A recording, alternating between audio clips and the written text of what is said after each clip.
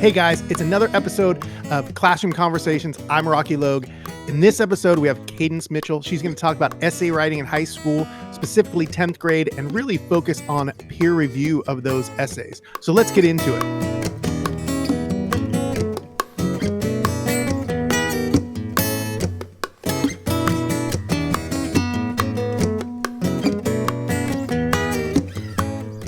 All right, I'd like to welcome Cadence Mitchell to, I don't even know what to call this, to this little PD session to show off her lesson. So go ahead and introduce yourself, what you do, and who you are. My name is Cadence Mitchell. I am an English teacher at Central Coast New Tech High School. I co-teach, so my English 10 class is merged with U.S. history. So I teach American Studies is what we call the course. I also happen to teach the Performing Arts CTE pathway at Nipomo High School. So that's what I also do as well. But the lesson I'm going to share is focused definitely more on English and an essay that I taught to my sophomores this year. All right, perfect. So um, if you want to just give us a quick overview of the lesson, and then I'll throw out some questions if you don't cover them. But yeah, just go ahead and give a quick overview, what type of lesson it is and what the kids are doing. You know, Yeah. So sophomore year, we pair with U.S. history. We're a year ahead of the other high schools, and my co-teacher and I really wanted to get the students to be thinking about some of America's like foundational ideals and understand this idea of perspectives in history, and that there are always at least two sides to every story, and to understand and recognize the differences and the similarities between the two. So this was a new essay prompt this year, but it was a lot of the what am I going to call it? A lot of the scaffolds and building up were still the same that we've used in prior years. At sophomore level at my school, we try to focus the students on their introductions and their conclusion paragraphs. That's their big skill push for English 10. So what I ended up doing was, due to distance learning, I ended up putting every single piece of directions to building the essay within one slide deck. So I was building the slide deck as I went. As each major lesson and activity came up, a new section of the slide deck was created. And then, like for the first three parts of this lesson, essentially I didn't have a table of contents, and then I realized we were going to have several activities, so I made a table of contents slide and just linked it in with all the different workshops and stuff. And eventually I worked on this slide deck of directions as we went through the different activities. So I'd say probably in total, the hours put into building this slide deck were numerous. I'd say probably maybe 20 hours overall. But at the same time, I now have this forever. And when I have that student that's like as absent and I need to go over it and nothing makes sense, I can simply hand them the link to this essay and go, I just need you to read through it. Then if you have questions, you can come back and ask me, and I'd love to help clarify things. yeah. And then as you said that, it sounds like that building process wasn't all like at one, like you didn't spend a whole, well, you may have spent a whole set of it. It sounds like, and I hadn't even thought of this before because sometimes I'll build the lesson and it'll be a little bit longer of a slideshow. It'll be, okay, we're going to cover part one today, and then we're going to cover part Yep. two in the next lesson. But that'd be kind of nice to just have that part one and then add the part two later on. And that way you don't get the kids that go ahead and try to finish before Yeah. you get to it, or I don't understand this part of it. And you're like, yeah, because we're not doing part two until next Right. time. So Yeah, and it worked out well, because it definitely, I was able to change things and adjust things, and I'm fairly transparent with my students. So I said, like, hey, I'm building this as we go, like, be aware. But once it's there, it's there. And so, like, I never had any problem with a student, jumping around or being confused about something, at least in that aspect. So yeah, that was definitely something that I went through. And so, what I'd actually like to focus on is one of the last aspects of this essay. And of course, we did, it's English class, so we did the thesis brainstorm. Writing, what does an outline look like? the lesson for introductions and conclusions and what those different elements are. A day of writing, check-ins with the teacher. We did all those things. Um, and I built those into the lesson. And then, but my focus today is kind of on the peer editing lesson. Um, so this will show you what it looked like on the slide deck. And then not specifically what it looked like on their end, what they saw on the agenda, but it goes through kind of the steps that we took. So peer editing to me, I always find that by the time they get to me sophomore year, not many students have actually ever been taught how to give peer feedback. And I always find that really fascinating because I, as a teacher and as a student myself, you know, back then, I also was never taught how to actually edit. I was a very good reader, and therefore I was good at editing because I read a lot. And I want to help dispel those, I don't know, unconfident feelings from my students. So previously, and this was an edit that was definitely made for this year. Usually what happens in class is I have an excerpt from like a peer editing um, textbook, and I have the students read three different sections. They jigsaw, and then they do mini share out presentations and such.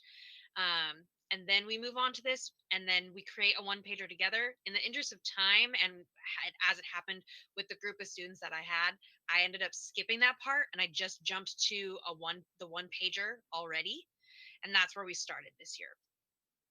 So we start with what I did was I shared with them the norms document. We create norms in our class. And how do I change the share? I can see your new document up there just fine. The new document? Yeah, it's showing your whole screen. So Oh, when got it. Perfect. See, learn something new about and I'm technology. now that you say that, I'm learning something new, and I have to confess, being here at Mesa, you probably have a bunch of my kids. Um, I want to get my kids to peer edit more. In middle school, I teach seventh grade social studies, and they Yeah, write a lot. I need lessons on how to get some of those kids working on peer editing and putting more in-depth comments on their kids yeah. stuff. But again, they're seventh graders, so I'm probably at that very fundamental stage Still, of things. So I confess I'm probably part of the reason why your kids are coming in and haven't really peer edited to any extensive. So I'm learning stuff from you right now too. So that's great. well, good. Learning circle all around. So what I come down with is what I do is I happened to, as everyone else did, have fairly terrible participation with my students and cameras on and so on and so forth. So I developed the habit of on at the top of my agenda it would say if your name starts with like an A, B, or a C, you will be reading today. You will be unmuting to give them a little bit of a heads up. Like, hey, I'm calling on you if your name is an A or a B or a C. So what happened at the beginning of this day is I had my list of students. I always have them on a sticky note. And I'd say like, okay, so we're gonna start at the top. When reading each other's papers, you will always need to. All right, Alberto, you're reading number one. Bob, you're reading number two, something like that. And they would unmute and they would read out loud. So it helps a little bit with participation. And once they do, I would kind of add a little bit of extra, teacher information. And essentially, just what this document does is it kind of reiterates this idea that you need to write comments, whether that's literally using the comment feature on Google Docs or, hard copy writing in the margins and writing an endnote that looks at the writing as a whole. And I tell them this is what I'm looking for as evidence of you peer editing somebody's paper. Then I go through some of the basic norms. And a lot of times students, that little list, that is what really is a lot of aha moments for my students because we go over these basic ideas that you are not the teacher when you're doing peer editing. You are a fellow classmate. You need to be very specific in your feedback. You should know the prompt as well as the type of writing and the draft level. Feedback you give on a first rough draft is going to be very different than the type of feedback you give on an essay that's going to be turned in tomorrow. You want to always have balances, good notes, constructive criticism, but also that being constructive does not mean giving commands. Knowing the author, if you happen to know who your classmate is, and to be kind, yes, but also be honest, because there are kind words that aren't helpful. If you leave a comment that says, "This is good," what's good? The transition sentence, my grammar, my evidence, how I cited my evidence? I don't know. So I go over this idea that specifics are very important, and of course, to always trust your instincts. I remind them, even if you feel like you are not confident in your own editing skills, you are still a human being and you can read a sentence and recognize that something's not right. Even if you can't identify what it is, you can still say, something in this paragraph doesn't work.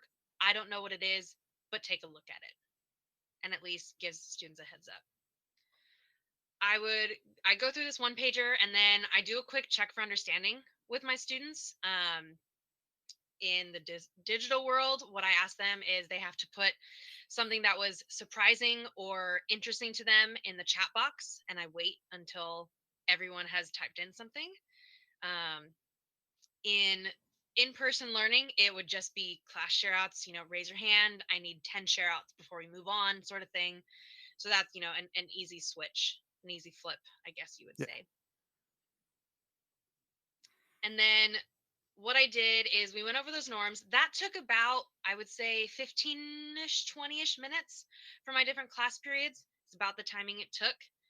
And then I moved them into their actual activity. So obviously in-person learning, you just say, the people at your table or turn to the person next to you. That's who you've been assigned to, share your documents.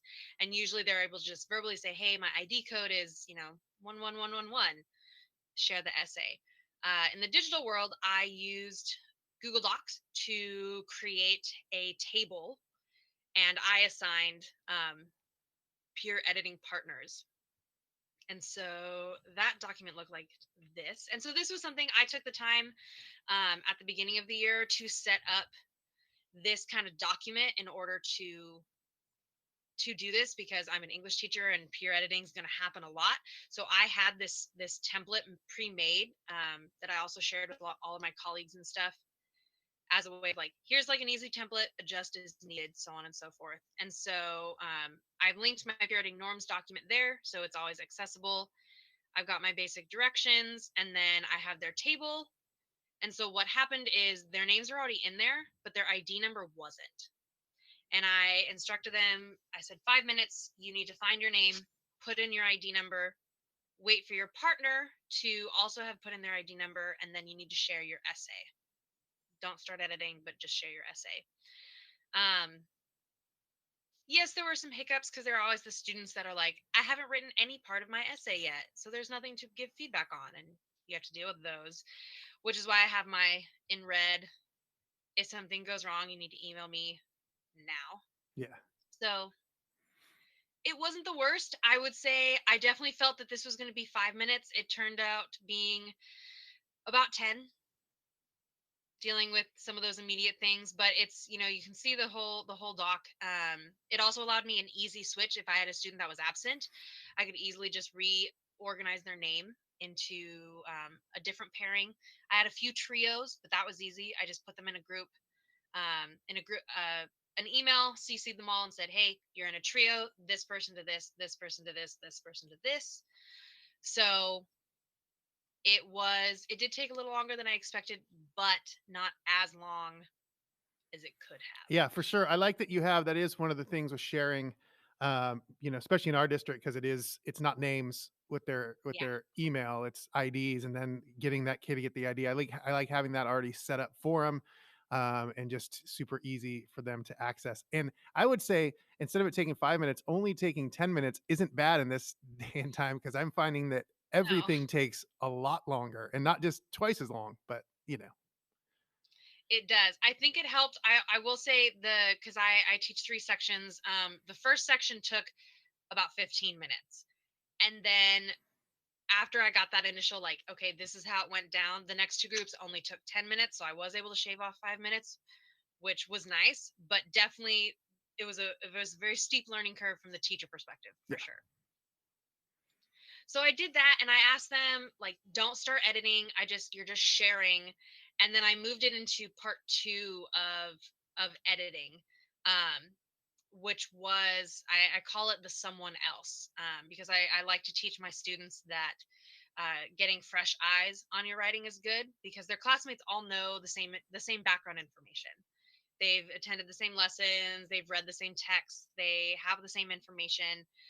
Whereas you ask your older brother or you ask your uncle or you ask, your neighbor or your family friend to read it and they're like brand new fresh eyes. They don't have any of the background info. So they're a really good catch-all for this like did you even answer the prompt? Did you prove your thesis? And that is my peer editing part 2, which same thing, I use that structure in that slide and then I have a link to the more detailed instructions. Once again, the norms are linked at the top, so the students always have access to that with the directions. And then I created for them an email template that they could just copy and paste. Because it is the digital world, I Yeah. was explaining to them, hey, like this is a really cool opportunity. Like you can ask your uncle who lives in Kansas to give you feedback. Like you can ask people, anyone you just have digital access to give you feedback on your essay. Um, Old teachers, my caveat was it just can't be another sophomore from your school. It Yeah, needs to be somebody. that's really cool, and that does open up, it does get more family involved, and you get to discuss what's happening in class, Hmm.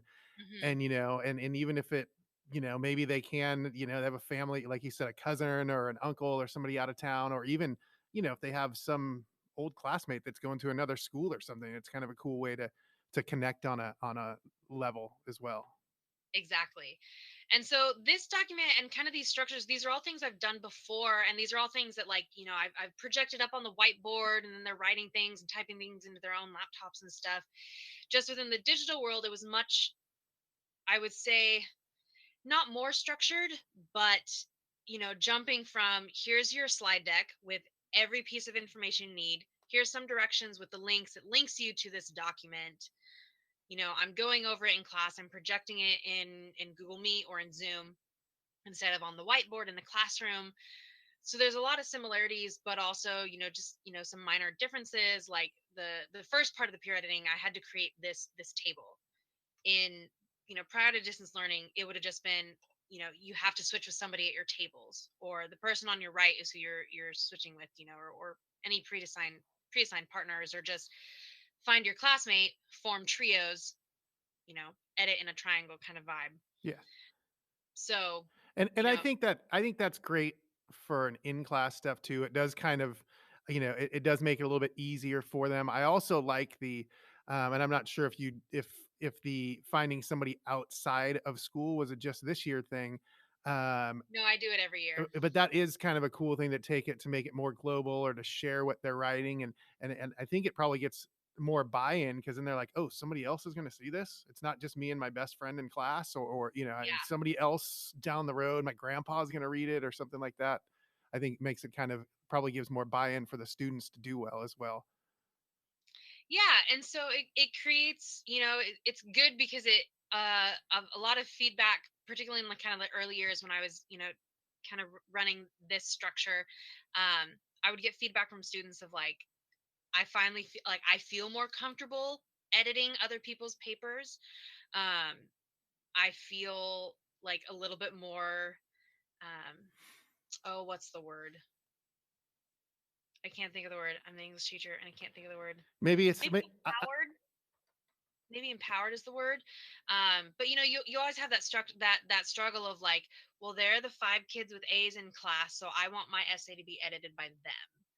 And it helps kind of move away from that, because I'm not saying like you have to give all this deep feedback. It's like, did they prove their thesis? Like you can tell that no matter how good of a writer you feel you are or actually are, and how much you've paid attention in class. Like you understand the basics of an essay structure, you can still give good feedback. Yeah, and I with my 7th graders with writing, sometimes I used to before Google Classroom, I had them do blog posts, and then they had to comment on each other's blogs and kind of the same thing. They get to see what other people are doing, and sometimes that frees them up to write Mhm. more or to do other things. Now I just use questions in Google Classroom. I have the same thing. Sometimes it's a response I don't grade. It's like, hey, dude, what's the response to what we did today? What is feudalism? Right? You know, and then, but Yep. I also, when you're done, I want you to make a response.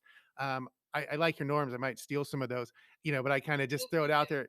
It can't just be, hey, that's nice. Yeah. Pick something out that means something to you. And again, it can't be, there are the kid who wants to edit everything. Like, hold on, again, and I like that. You're not the teacher. Like, let me correct all the spelling and right now we're just looking at what they wrote, and I want you to find something, in it that we covered today that you can give them some feedback on.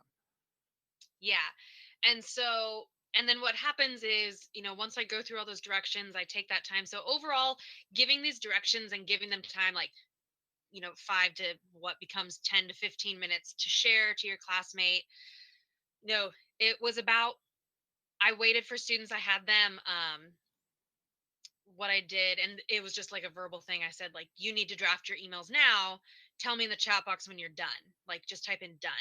And that was about more like 20 minutes, getting students to figure that out. Cause some of them were like, well, I'm just gonna ask my mom when I get home. I was like, cool, put in an email. Yeah, You should know your parents' email. for sure. Like, have that digital tracker. That's, we're working on professionalism, things like that. So that definitely took a little bit longer. So overall, kind of rolling out this part of the essay lesson essentially was probably about 45 minutes to an hour. And then of course, block scheduling, I had them take a 10-minute break. And then when we came back, I said, it's asynchronous work time. I'm going to be checking in randomly, you never know, but you have essentially about an hour left of class to begin giving those peer edits, because they needed to receive two different peer edits, but they were only giving their classmate one edit. Um, so this lesson was in its entirety took about 2 hours. Once students had proven to me that they had edited their classmates' paper, then they were excused from the Google Meet. Um, so of course, your fast readers and writers got done within 15, 20 minutes. Some of the other students took longer. I did have a couple that needed the full hour, but I was there. It wasn't hard. I just was checking in with them. But this structure really helps get a lot more peer editing done. I would say about 95% of my students both gave and received peer edits. The few that didn't were students who had been struggling much longer with the essay and their ability to turn work in prior to this. But then that probably gives you time to work with those kids one on one, and you can pull them in. You can see, you can quickly assess, like, okay, these guys are doing Yeah. what they're supposed to. I can grade that when it gets submitted. And now that we're still before it's submitted, I can see the struggle with these few, and now maybe we can pull those into a breakout room. So I'm guessing it Yeah. helps you gauge who needs that extra intervention before they turn it in, as opposed to after it gets turned in. Yeah. And it really helped, going back to that initial, peer edit part one with the students, with that, email me something right now if you have issues. I received several emails of students being like, I don't have enough written yet. Like, so you should assign my partner to someone else. And it was like, okay. So I had assigned their partner to someone else, but I had that list of, who are the four kids that emailed me. And I was able to pull them into breakout rooms going, hey, like, we talked about this 2 weeks ago when you didn't turn in the outline. Like, I've been waiting for you to turn it in and you haven't. So why do you still only have one paragraph? Let's talk it out. Let's do some writing. So it was a kind of a helpful way to do some immediate catch-all kind of. Um, but also, as a teacher, we all know we give so much excess time. It also helped not cut into that excess time. It was, we're in class, we should be focusing on this. I'm going to help you right now. Yeah, for sure. And that's a good kind of life skill to know that, hey, you had a deadline and it was due on this day. And now I'm sorry you feel a little uncomfortable about it, but let's go. Let's get it done. But next time, in Yeah. order to not feel uncomfortable when you get to peer editing, just use your time a little bit more wisely, or whatever the advice would be. Yeah. So that's pretty cool. I like that. There's a lot of stuff. Again, it's been fun doing these. You're the third person so far. and it's I'm learning as much, hopefully as the students are learning. So this is pretty cool to talk to all you guys about these different lessons. But thanks for joining us here today, and that was pretty awesome.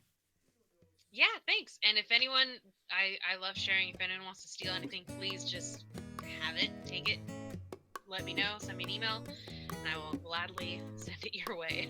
All right. Well, thanks.